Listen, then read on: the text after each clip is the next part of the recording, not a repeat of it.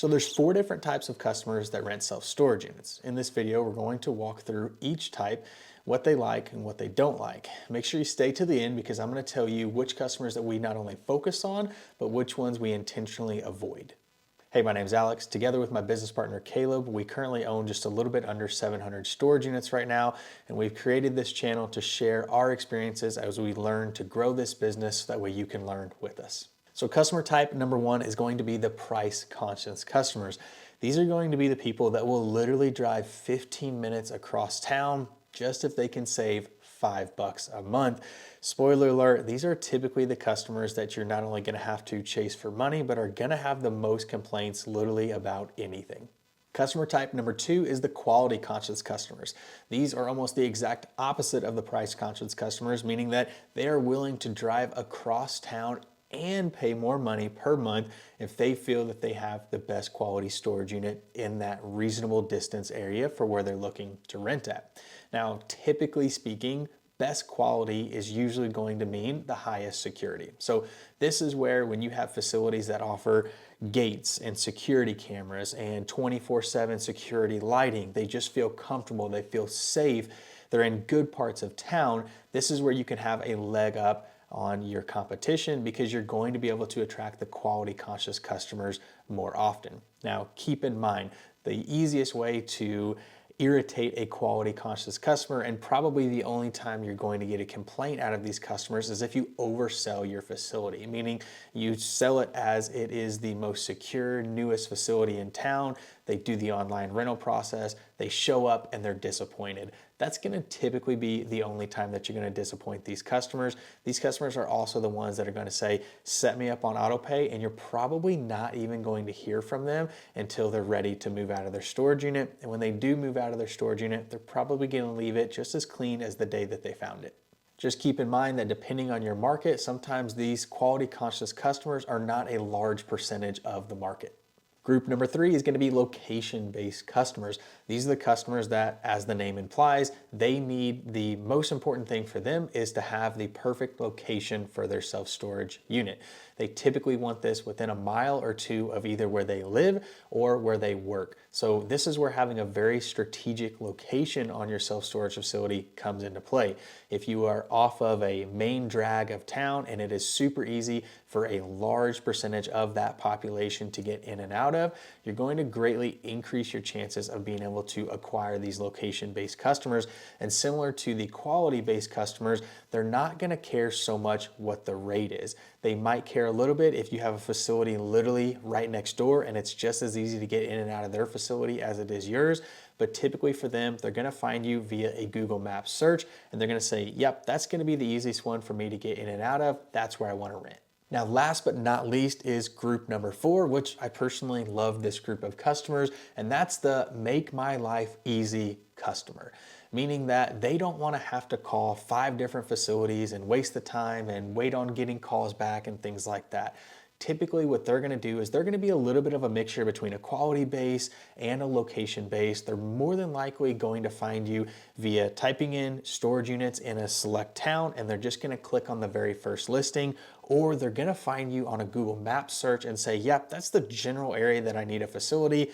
This one popped up first. Oh, there's an easy link for me to click and rent the storage unit online super quick, or there's the phone number that is readily available. Basically, they just want to be able to call or rent online and move into their storage unit as fast as possible. They have a million other things going on in their life, and they just want to get this over with as soon as they can.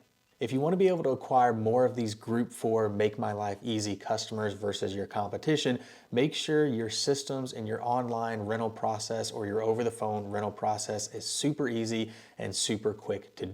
So as promised, here are the customers that we like to focus on, and here are the customers that we literally try to avoid. So you probably already guessed it. We actually focus on acquiring group 2, group 3, and group 4 customers. So that's the quality conscious customers, the location conscious customers, and the make my life easy customers. Typically, all 3 in this group are going to be the customers that, like we said earlier, want to set up on auto pay. You're probably not going to hear from them until they're ready to move out. And when they do move out, they're more than likely going to follow your move out policy to a T, and they're going to make sure that the property is clean, just how it was whenever they rented from you.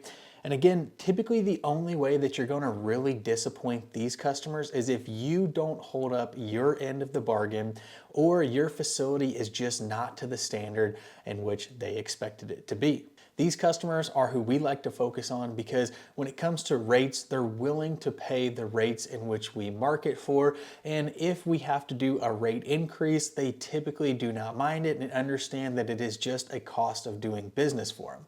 Especially if you can reassure them that, look, we have to do a rate increase because X costs went up, and in order for us to uphold our end of the bargain and make sure that we are providing you a good, safe, and clean facility to store your items at, we have to do a $5, $10, whatever it may be, increase to your rent. Again, in our experience, these customers are more than understanding and do not cause any issues with this. Now, you could probably tell by the way I described the Group 1 customers, these are our least likely customers that we're gonna have at our facility. And in fact, we try not to have them at our facility at all. And the main reason being is because, yes, they are a big portion of the market that is out there. There's always going to be those customers that just need a cheap storage unit. But unfortunately, in our experience, we find that these are the customers that you're always having to chase down for money. They're always complaining about the littlest, tiniest things.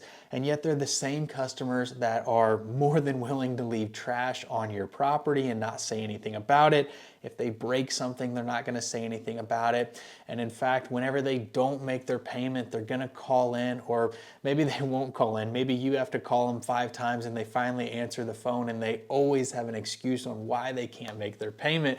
Obviously, you can see that I am not a fan of these customers. So when we have these customers call in, we'll have in the same 10 minutes, somebody will call in and say, hey, what's your price for a 5x10? We'll tell them, and they said, oh my goodness, you're out of your mind. You're never gonna get that. 5 minutes later, you have a quality conscious customer that calls in and says, oh, that's it, I'll take 2 of them, right? But point being is that these price-driven customers will call in, will say that your prices are crazy, and then they'll demand a discount. So not only do we take a firm stance in not providing a discount, but we will even say, hey, look, we don't think we're the best option for you. Why don't you call such and such down the street? They may have a storage unit for you. So I appreciate you watching this video. As mentioned before, as we learn to grow and scale our self-storage business, we are simply just sharing the content and sharing the lessons that we're learning, hopefully to give you a leg up and to give you a good jump start. So if you appreciate the information that you've learned in this quick video, would love it if you could like the video, subscribe to our channel, because we're gonna keep showing you guys what we're learning as we continue to grow our self-storage business.